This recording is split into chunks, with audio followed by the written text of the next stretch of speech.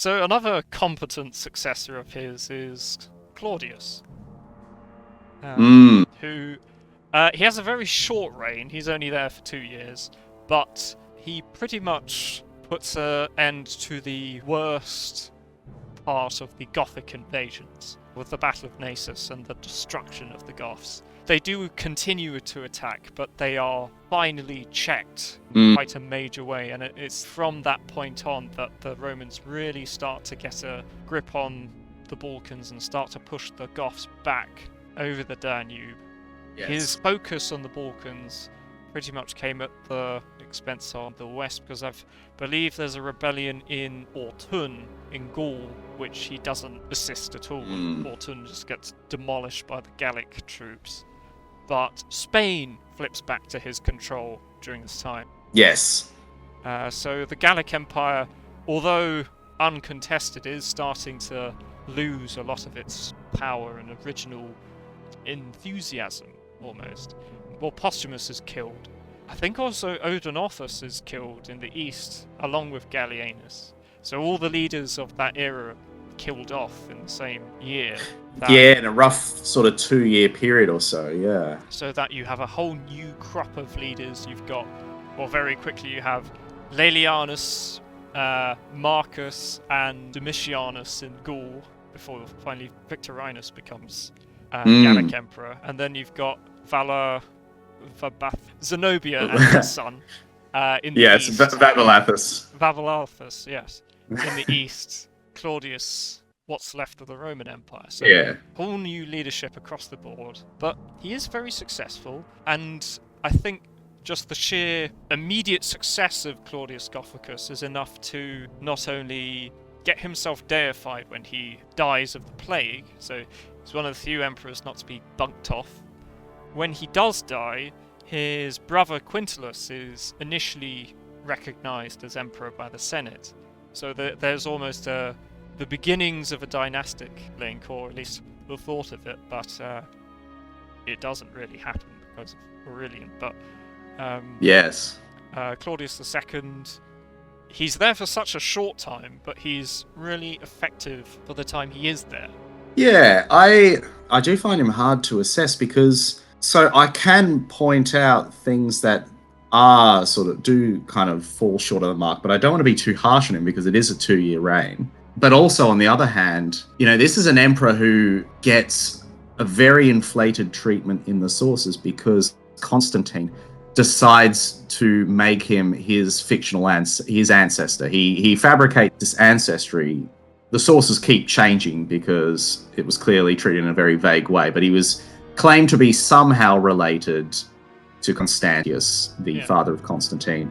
And Constantine used this back in later in AD 310, as a way to up his legitimacy, to boost himself opposite his fellow tetrarchs and also Maxentius, whose father was also an emperor. Claudius Gothicus became an incredibly politicized figure in the 4th century, in a way that it's very difficult to get at who the original Claudius was.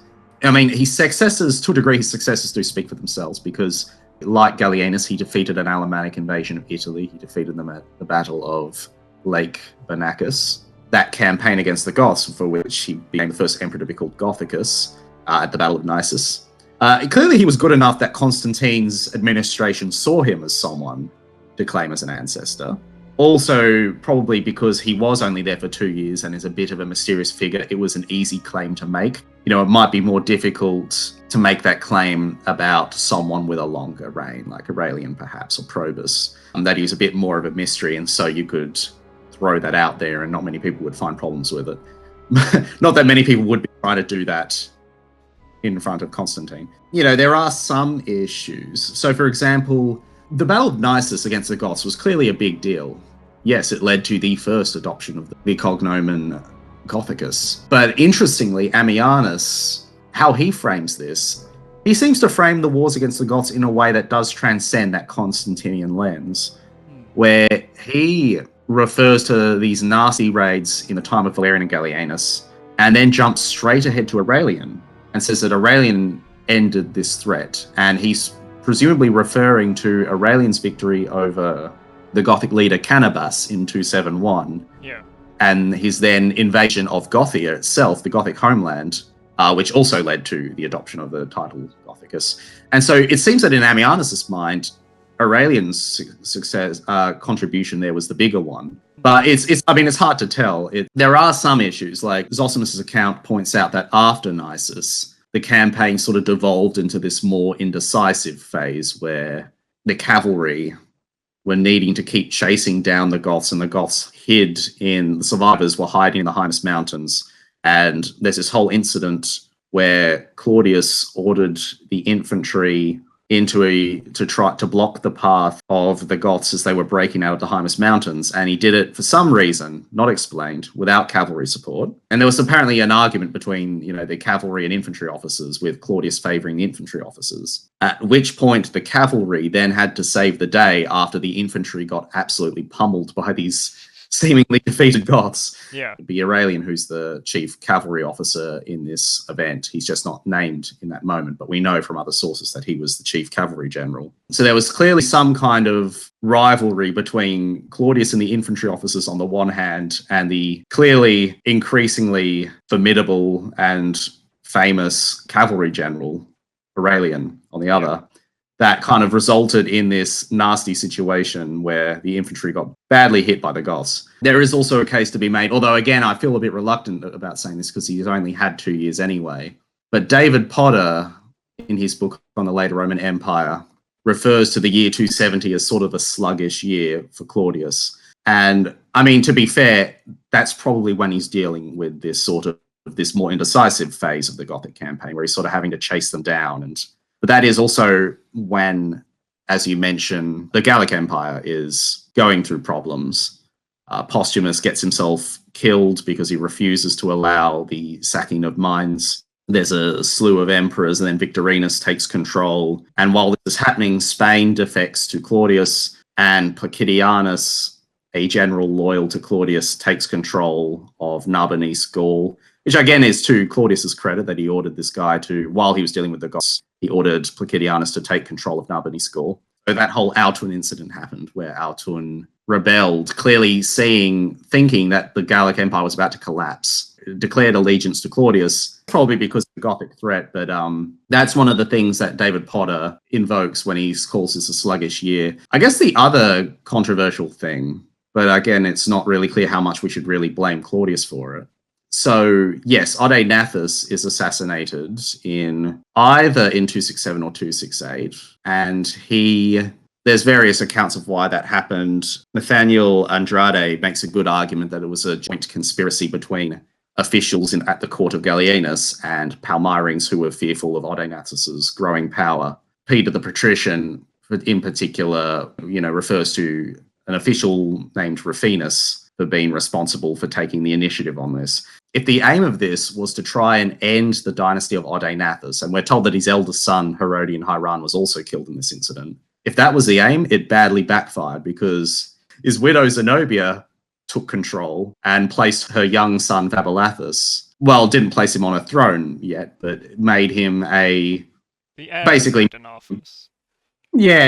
correct, the restorer of the East, and so Claudius has to deal with this. That incident may have happened in the last months of Gallienus's reign, but Claudius is having to deal with this issue, and it's a controversial issue when it comes to chronology here, but it seems to be the case that the former Praetorian prefect of Gallienus, Heraclianus, was sent by Claudius to try and restore control of the East. We don't get the details, but his army was defeated in a big way. So I don't think that's necessarily to Claudius's discredit, but it is, I guess, another reason why David Potter views the second year of Claudius's reign as being a much more of a nothing year compared to the first. But I think, again, it's 2 years. People are going to have nothing years. Even the most brilliant emperors are going to have nothing years. And it's not like generally these things are his personal failing. The only one that I think is a personal failing seems to be this whole infantry versus cavalry situation that happened. So I guess somewhere between good and great, I'd put him.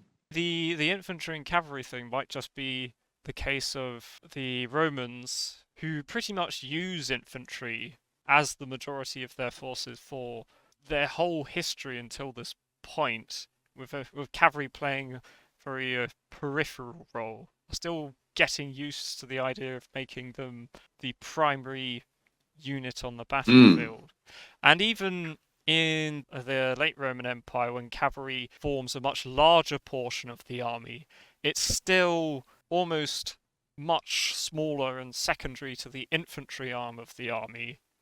So in battles like Adrianople, where the infantry play a big role, and the cavalry try and flank but don't do so well.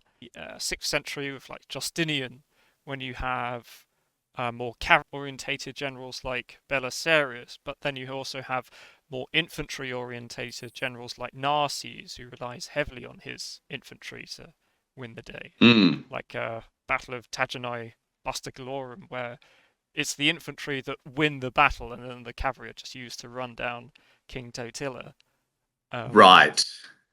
Yeah, I agree. I think that's a fair point. That the growing prominence of the cavalry is a new thing. There would no doubt be elements within the infantry, the infantry formations of Claudius's army who would have a problem with this. Yeah, I think under Gallienus is the first time we're seeing coins specifically honoring the cavalry. Like, I think I don't remember what the legends are, but it's something along the lines of, virtus of the cavalry, the valor of the cavalry, which is showing how important they're getting, probably both militarily and probably also politically. Thus why someone like Aurelian would eventually become emperor. And also, having served in Gallienus's cavalry, he knew the importance of that cavalry on the battlefield. And so you see the Dalmatian and Moorish cavalry being significant portions of his army. Plus, yes. You've got military changes going on in the background of all this. I guess it's a rare window then. That event is sort of this interesting window into that tension.